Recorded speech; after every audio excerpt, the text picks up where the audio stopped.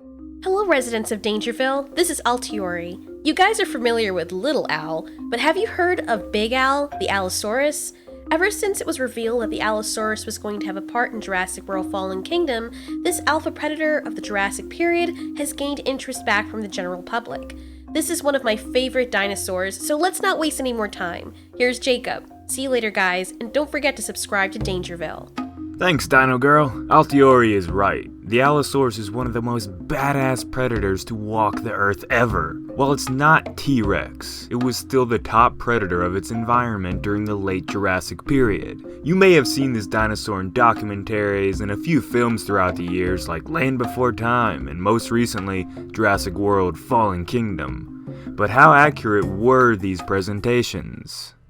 The name Allosaurus means different lizard. This name was given to the creature for its unique at the time vertebrae, which was different than any other dinosaur fossil found up to that time of 1869. This was the age of the Bone Wars, a battle of sorts between the original great paleontologists, in which they sought to be the top dinosaur hunters in the world.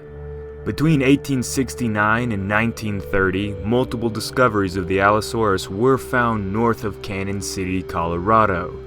But bones have been found of the dinosaur all the way from North America to Portugal and even Tanzania. More proof to the dominance of the Allosaurus. The discovery of Big Al, a 95% complete Allosaurus fossil, gave way to insight that many dinosaurs normally don't have.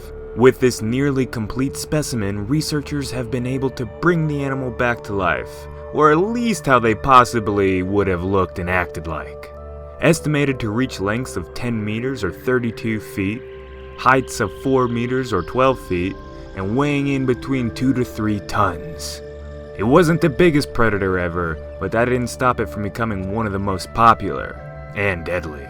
With a barrel-shaped chest and longer than usual arms for a theropod that had 3 fingers with curved claws, the Allosaurus was able to use its upper body strength to help bring down its prey. The legs were shorter and not necessarily built for long sprints when hunting, so it is assumed that the animal preferred to hunt with stealth. Modern animal we can compare this to is a leopard. Waiting for the perfect opportunity to strike, the Allosaurus would lash out in a quick burst of speed, reaching 20 to 30 miles per hour, using its long, powerful arms to grab and hold its prey down while the mouth finished the job. And this mouth was no joke, filled with saw-like teeth that were perfect for ripping chunks of meat off the bone with lightning speed. The lower jaw bones had the ability to articulate, allowing much wider bites than other theropods, opening its mouth to nearly a 79-degree angle. This was more than the T-Rex and most other predatory dinosaurs that we have ever discovered.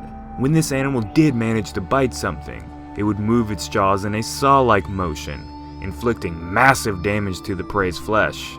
This would lead to a slow and definitely painful death. Not fun. There is even a belief that the Allosaurus would attack large sauropods, sometimes in packs with others of its kind, where the apex predators would only focus on ripping chunks off these massive animals, getting just enough meat to survive. This is termed as a flesh grazer, where a predator, knowing it was not big enough to downright kill its prey, would just bite enough off at a time to keep itself alive.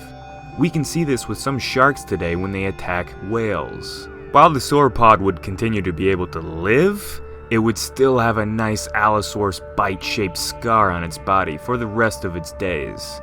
Talk about fast food, right?